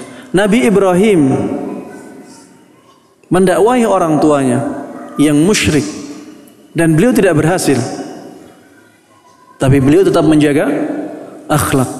Bahkan inilah yang diperintahkan oleh Allah Subhanahu wa taala di dalam Al-Qur'an. Wa in jahadak ala an tusyrika bima laysa laka bihi ilmun fala tuti'huma wa sahibhuma fid dunya ma'rufa. Apabila kedua orang tuamu memaksamu untuk melakukan kesyirikan, maka jangan ditaati keduanya, tapi pergauli keduanya dengan cara yang ma'ruf, cara yang baik, cara yang mulia. Tetap menjaga adab yang mulia kepada kedua orang tua, walaupun orang tua tidak mendengar masukan dari kita ya, tapi tetap berusaha terus menerus dan tetap tampakkan akhlak yang mulia.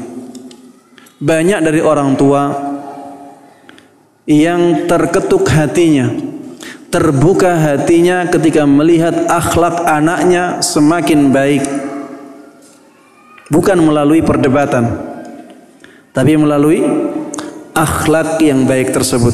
Banyak cerita yang menjelaskan atau membuktikan hal ini.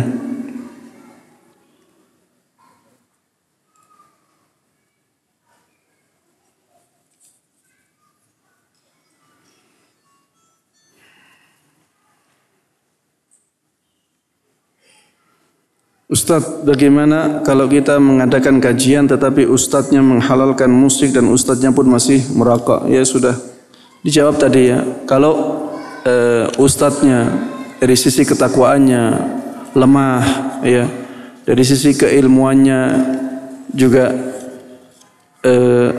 banyak yang tidak sesuai dengan sunnah Nabi Muhammad SAW ya, tidak usah dihadiri ya, tidak usah dihadiri.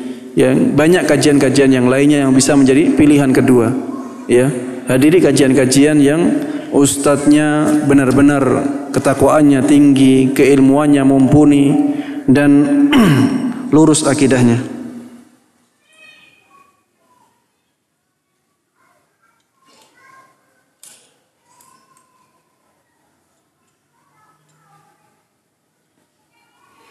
Ustadz, saya punya teman yang pernah mendapatkan hidayah sunnah, tapi karena dia sudah jarang mengikuti kajian sunnah, hidayah itu hilang dari dirinya.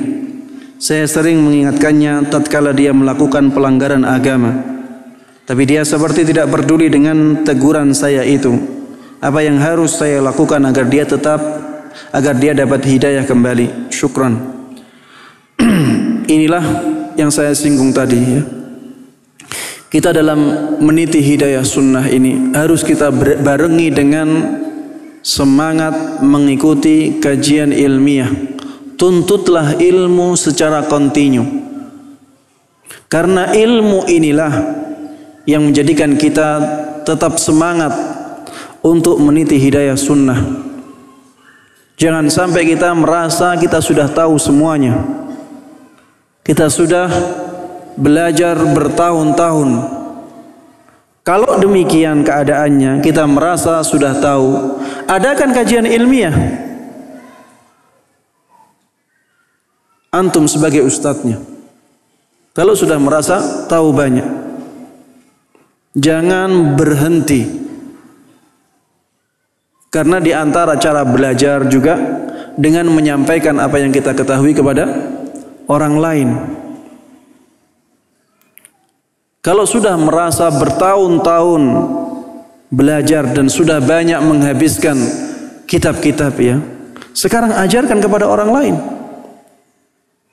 Jangan berhenti, ya, sampai ajal menjemput kita. Belajar atau mengajar. Jangan berhenti dari mengikuti kajian sunnah atau menyampaikan kajian sunnah. Karena kalau tidak demikian, ya, kita akan diganggu dengan banyak gangguan. Kalau tidak demikian, maka akan banyak dari waktu kita yang terisi dengan keburukan, dan nantinya hidayah tersebut terkikis sedikit demi sedikit dan akhirnya hilang sama sekali. Padahal orang kalau hidayah sunnah sudah hilang dari dia, ya, dia akan celaka.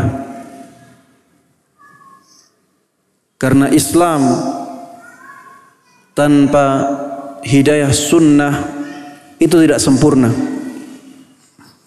Islam saja tapi tidak menjalankan sunnah Nabi Muhammad SAW, itu tidak menyelamatkan seseorang.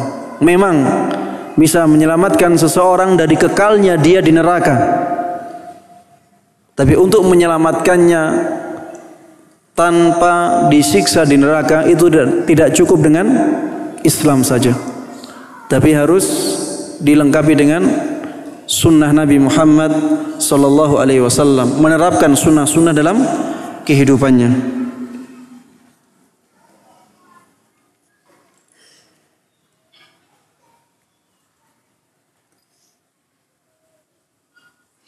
Ustaz, mana yang dahulu dipelajari, syarah akidah Tahawiyah atau akidah Wasitiyah? Mohon penjelasan secara global, Ustaz. Yang lebih dahulu adalah akidah Wasitiyah, karena akidah Wasitiyah lebih simpel dan lebih ringkas. Dan akidah Wasitiyah ini berhubungan dengan masalah sifat-sifat Allah Subhanahu wa taala. Sedangkan akidah Tahawiyah lebih luas. Akidah Tahawiyah lebih luas. Ya, biasanya ya yang disarankan oleh para ulama dalam masalah ilmu akidah, yang pertama adalah usulul salasah, 3 landasan utama.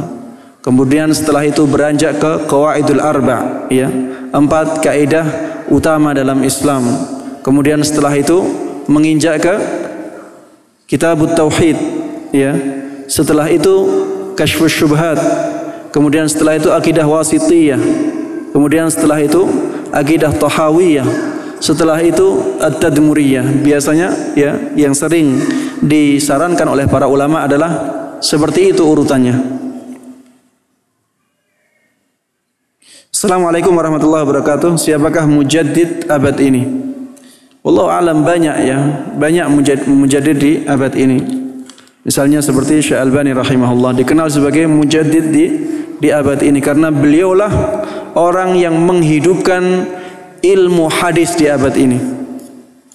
Beliau, ya, karena beliau orang-orang sekarang, ya, mulai banyak semangat mempelajari hadis-hadis tentang periwayatan, tentang perawi-perawi, ya, dan dengan semangat beliau mendakwahkan sunnah tersebut, ya, sunnah di zaman ini menjadi lebih hidup daripada zaman-zaman sebelumnya. Dan ini terlihat, ya, sangat terlihat sekali. Ada yang mengatakan mujaddid di abad ini Syekh Utsaimin rahimahullah, karena beliau, ya, ahli fikih yang benar-benar menguasai dalil-dalilnya, dan beliau orang yang mutafannin, yang ahli dalam semua ilmu Islam, ya, ilmu-ilmunya banyak sekali. Ahli dalam masalah bahasa, ahli dalam masalah hadis, ahli dalam masalah fikih, ahli dalam masalah akidah, dan banyak sekali keahlian-keahlian beliau ya. Jarang orang sekarang yang seperti beliau. Assalamualaikum Ustaz, apakah takut hantu termasuk kesyirikan? Ini banyak pertanyaan yang di luar tema ya. Takut hantu apabila memang ya biasanya di suatu tempat tersebut ada penampakan ya yang dilihat secara zahir, maka takut yang seperti ini masuk dalam takut yang alami, takut yang tabi'i, khauf tabi'i istilahnya ya, takut yang alami. Apabila takut hantu karena hantu tersebut bisa dengan kekuatan dia untuk mempengaruhi atau membahayakan, mencelakakan dia, maka ini takut yang alami. Takut yang alami. Karena memang jin bisa mencelakai manusia. Bisa mencelakai manusia.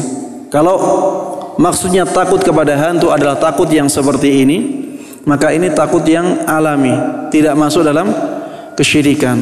Takut yang masuk dalam kesyirikan adalah khaufus sir. Takut kepada sebab yang samar, yang tidak diketahui hubungannya, tidak diketahui sebab akibatnya. Pokoknya takut kepada jin karena jin bisa, misalnya bahwa jin bisa mencelakai dia tanpa ada sebab sama sekali. Maka ini namanya khaufus sir. Ini yang kesyirikan. Ini yang kesyirikan. Takut yang tanpa ada sebab sama sekali. Jin bisa mencelakai dia tanpa sebab yang zahir. Ini yang takut yang syirik, yang diistilahkan oleh para ulama khaufus sir. Adapun takut karena sesuatu yang zahir yang disebabkan oleh hantu, maka ini bukan takut yang kesyirikan. Ini takut alami. Orang takut kegelapan, alami. Ya, kebanyakan orang demikian, takut kegelapan. Apalagi kalau berjalan di tengah kuburan. Ya. Atau di rumah-rumah yang sudah lama tidak dihuni. Atau di hutan, ya ada ketakutan, dan ketakutan tersebut ketakutan yang alami. Dia takut gelap dan takut apabila jin yang ada di situ mengganggu dia. Dan gangguan jin ini nyata, memang nyata, bisa diindra oleh kita. Ya, ada suara-suara misalnya. Wajar kalau ada orang yang takut dengan suara-suara tersebut. Sedikit orang yang selamat dari ketakutan ini. Ada yang tidak takut, misalnya ada suara-suara yang aneh-aneh. Ada yang siapa yang tidak takut? Ini ketakutan yang alami seperti ini. Manusia memang takut dengan sesuatu yang tidak biasa dia dengar, tidak biasa dia saksikan.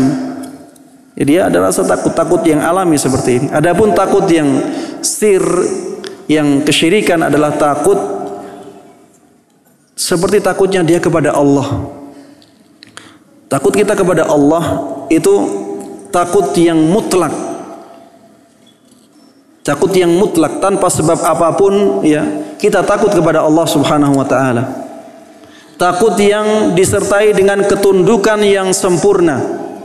Ketundukan yang sangat tinggi. Ini takut kepada Allah Subhanahu wa taala. Kalau kita takut kepada jin dengan demikian, ya, takut secara mutlak,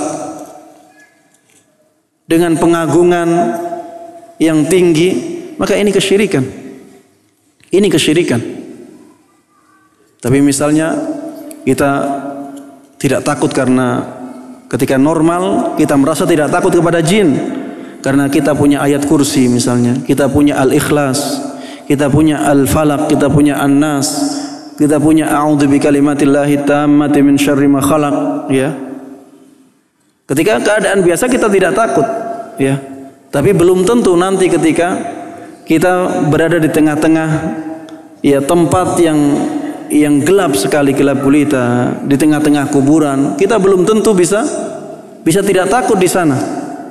Karena memang ya ketakutan seperti itu ketakutan yang wajar. Tapi ketika keadaan biasa kita tidak takut kepada jin, ya. Ini bukan takut yang kesyirikan. Wallahu a'lam.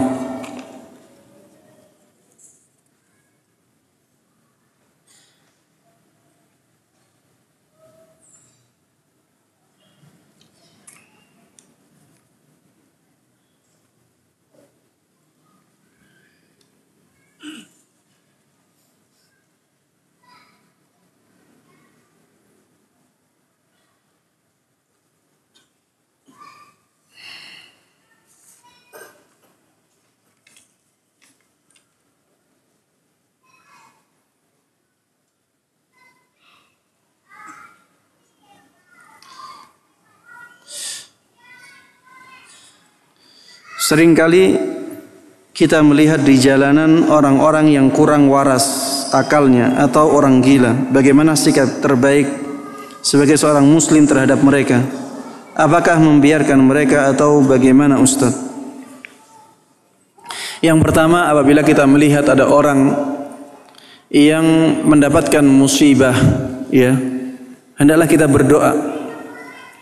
Berdoa dengan doa yang bisa menyelamatkan kita dari musibah tersebut.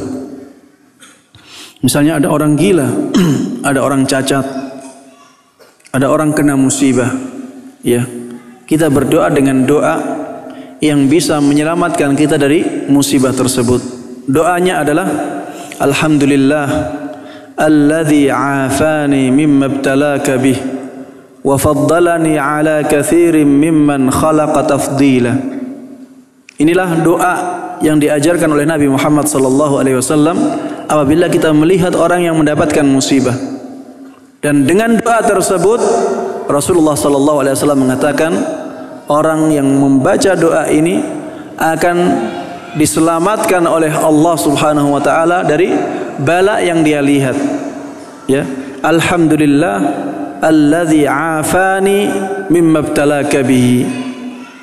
Kalau laki-laki mimma ibtalaka bihi, kalau perempuan mimma ibtalaki bihi. Kalau yang dilihat perempuan, ya, maka kita bacanya mimma ibtalaki, karena dhamirnya untuk perempuan berbeda dengan dhamirnya untuk laki-laki. Kata gantinya kalau untuk perempuan ki. Yang kita lihat bukan yang membaca, ya. Yang membaca walaupun perempuan tetap bacanya sama, cuma yang membedakan adalah orang yang dilihat. Orang yang dilihat kalau perempuan maka dhamirnya atau kata gantinya ki. Kalau yang dilihat laki-laki kata gantinya ka, ya. Alhamdulillahilladzi afani mimma ibtalaka bihi wa faddalani ala katsirin mimman khalaqa tafdila. Yang artinya segala puji bagi Allah yang telah menyelamatkan aku dari musibah yang menimpamu dan telah memberikan keutamaan atau kemuliaan kepadaku dari orang-orang yang diciptakan oleh Allah Subhanahu wa taala. Ini yang pertama. Yang kedua, ya, bantu kalau mampu. Kalau tidak mampu, ya biarkan, ya. Karena membantu orang lain itu sesuai dengan kemampuan. Meyakini Al-Mahdi telah dilahirkan, apakah termasuk penyimpangan akidah? Iya, ya. Imam Mahdi tidak diketahui kapan lahirnya. Yang meyakini Imam Mahdi telah lahir itu biasanya orang-orang Syiah yang mereka mengatakan bahwa Mahdi telah dilahirkan dan masuk ke dalam sirdab. Sirdab itu goa yang ada di Irak sana, ya. Atau sekarang, iya, di Irak. Gua tersebut ada di Irak dan sampai sekarang, ya, sudah 1000 tahun lebih tidak keluar. Itulah keyakinan Imam Mahdi dalam akidah Syiah, ya. Sedangkan Ahlus Sunnah wal Jamaah meyakini bahwa Mahdi itu nantinya dilahirkan di hari akhir, ya. di hari akhir, dilahirkan di hari akhir, dan Mahdi tidak diketahui, Imam Mahdi tidak diketahui ketika beliau lahir. Berbeda dengan keyakinan Syiah, ya, Imam Mahdinya sudah diketahui ketika beliau lahir. Sedangkan Ahlus Sunnah tidak demikian. Ahlus Sunnah tidak mengetahui kapan Imam Mahdi dilahirkan. Ketika Imam Mahdi sudah lahir pun, ya, orang-orang tidak menyangka bahwa itu Imam Mahdi. Dan Imam Mahdi di masa mudanya, ya, bukan orang yang saleh, bukan orang yang saleh. Kemudian Allah Subhanahu wa taala mengubah keadaan dia, memberikan hidayah sehingga menjadi saleh. Kemudian diangkat sebagai pemimpin kaum muslimin, ya. Inilah keyakinan Imam Mahdi di dalam akidah Ahlus Sunnah wal Jamaah. Tidak diketahui kapan Imam Mahdi lahir. Kalau akidah Syiah, ya, dalam akidah mereka diketahui Imam Mahdi lahir tahun ini, orangnya ini, tapi semuanya adalah cerita fiktif, ya. Semuanya cerita fiktif. Itu cerita yang dibuat-buat oleh mereka dan dijadikan sebagai akidah, doktrin. Padahal itu tidak ada. Orangnya itu yang masuk gua itu tidak ada. Tapi terlanjur sudah menjadi doktrin dan akhirnya harus diyakini oleh para pengikutnya.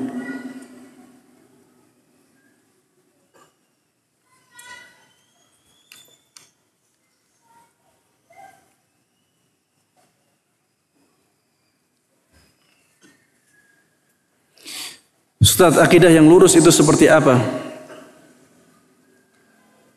Akidah yang lurus adalah akidah yang dibangun di atas Al-Quran dan Sunnah Nabi Muhammad SAW yang sahih dan dipahami sesuai dengan pemahaman para sahabat Nabi Muhammad SAW. Inilah akidah yang sahih.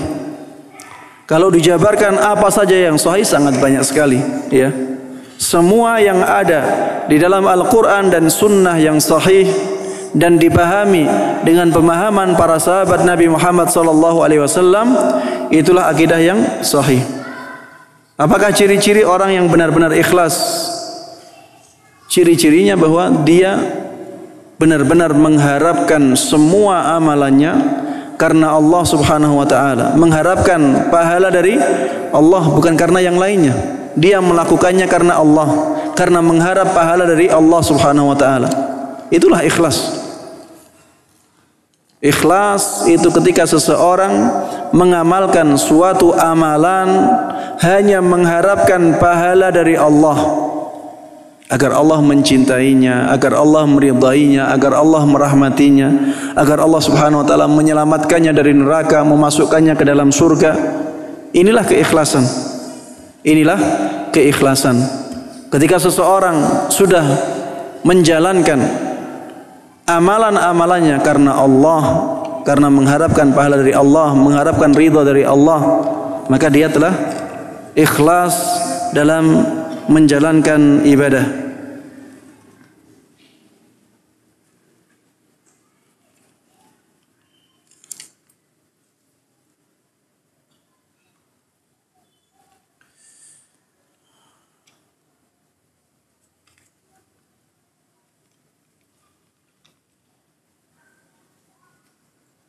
Bagaimana cara memperkenalkan dakwah sunnah terhadap orang-orang awam? Karena sebentar lagi anak akan hidup di lingkungan yang jauh dari sunnah. Dan bagaimana cara membersihkan hati kita ketika diajak, dihujat, dicela oleh orang-orang awam? Cara mengamalkan atau mengenalkan dakwah sunnah kepada mereka dengan, ya, sedikit demi sedikit, ya, dengan mengadakan kajian-kajian, ya, yang terus menerus dan bertahap.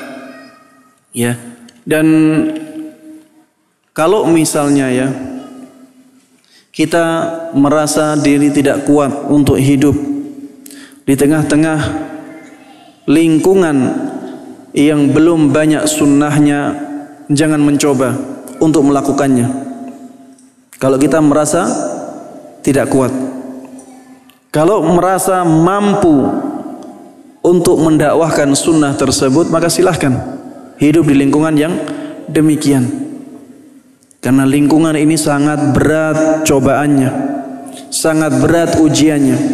Banyak orang yang sudah tahu kebenaran, sudah tahu hidayah sunnah, tapi tidak mampu melakukannya, mempraktekannya dalam kehidupan karena lingkungan. Dan ini sangat berbahaya. Kalau kita ternyata meninggal padahal kita sudah tahu sunnah, tapi kita tidak mampu melakukannya, padahal sebenarnya kita bisa memilih lingkungan lain, maka ini kesalahan kita. Ya, jangan bermain api. Kalau misalnya kita merasa mampu, maka lakukan, dakwahkan sunnah. Dan dakwah sunnah ini berat. Mendakwahkan kebenaran ini berat.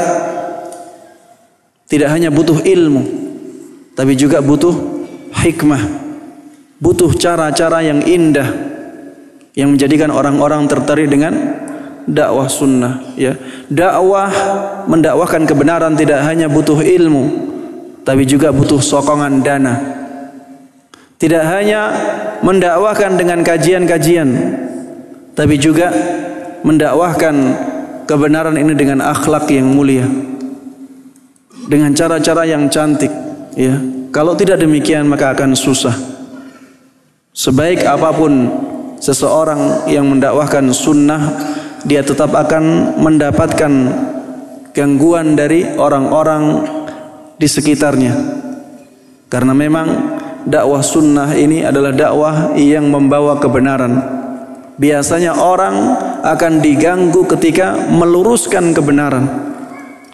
Ketika dia mendukung apapun yang ada di sekitarnya, maka tidak terlalu bermasalah. Tapi orang yang mendakwahkan kebenaran, dia akan mengoreksi banyak hal-hal yang ada dan sudah terbiasa dilakukan oleh masyarakat, sehingga wajar kalau akhirnya akan diganggu. Sebagaimana Rasulullah SAW. Maka pertimbangkan masalah ini, pertimbangkan masalah lingkungan, karena lingkungan ini sangat berat cobaannya, sangat berat ujiannya. Kalau merasa tidak mampu, jangan melangkah ke sana, tapi cari lingkungan yang sunnahnya sudah kuat, sehingga kita juga terbawa dengan lingkungan dan kita akan selamat. Apabila kita merasa kuat, maka silahkan bismillah ya, dengan banyak berdoa kepada Allah Subhanahu wa taala agar Allah Subhanahu wa taala memberikan taufiknya kepada kita dalam berdakwah, dan doakan orang-orang yang ada di masyarakat tersebut agar mereka dibuka hatinya oleh Allah Subhanahu wa taala.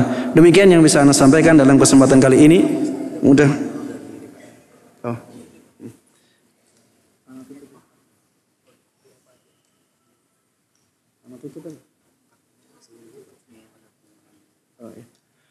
Iya, ada pengumuman dari DKM, ya silahkan.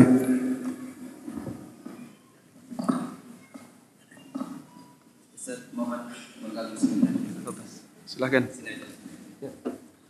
Bismillahirrahmanirrahim. Assalamualaikum warahmatullahi wabarakatuh. Waalaikumsalam warahmatullahi wabarakatuh. Alhamdulillahirabbil alamin. Wassalatu ala sayyidina Muhammad wa ala alihi. Bapak Ibu hadirin yang saya hormati, yang dimuliakan Allah Subhanahu wa taala. Kami atas nama pengurus Dewan Kemakmuran Masjid Agung Al-Ukhwah Bandung ingin menyampaikan sesuatu kabar gembira, bahwa insyaallah sudah agenda rutin di Masjid Agung Al-Ukhwah ini setiap Idul Adha diadakan khitanan berjamaah, khitanan masal. Lebih dikenalnya, kita setiap tahun menghitan kurang lebih 30 sampai 30 anak. Salah satu program ini barangkali dari bapak-bapak, ibu-ibu yang ingin ikut berpartisipasi dalam kegiatan ini, kami menyediakan kotak amal khusus yang terbuat dari kaca yang disimpan di gerbang untuk nanti keluar. Jadi sekali lagi kami mengajak kepada akan-akan bapak-bapak untuk berpartisipasi menyisihkan sebagian rezekinya sekalipun hanya 2.000 atau 5.000, insya Allah kita sudah memberi jasa kepada anak yatim du'afa dalam kita. Ini adalah salah satu milah Ibrahim yang sampai saat ini kita ikuti dan Rasulullah SAW. Itu saja, terima kasih atas kerjasamanya, atas perhatiannya. Insya Allah kebaikan Bapak Ibu sekalian akan dibalas oleh Allah dengan balasan yang berlipat ganda. Amin, amin, amin, amin. Terima kasih Ustaz. Wassalamualaikum warahmatullahi wabarakatuh. Waalaikumsalam warahmatullahi wabarakatuh. Jazakumullah khair, mudah-mudahan acaranya ya berhasil dan dimudahkan oleh Allah Subhanahu wa taala. Sudah. Ya. Ya, dengan demikian ya kita sampai pada penghujung kajian ini ya. Mudah-mudahan apa yang kita dapatkan benar-benar bermanfaat bagi kita semuanya. Mudah-mudahan Allah berkahi dan mudah-mudahan Allah jadikan ini ilmu yang benar-benar kita amalkan dalam kehidupan kita. Dan mari kita tutup kajian ini dengan doa kafaratul majlis. Subhanakallahumma wa bihamdik asyhadu an la ilaha illa anta astaghfiruka wa atubu ilaik. Wassalamualaikum warahmatullahi wabarakatuh.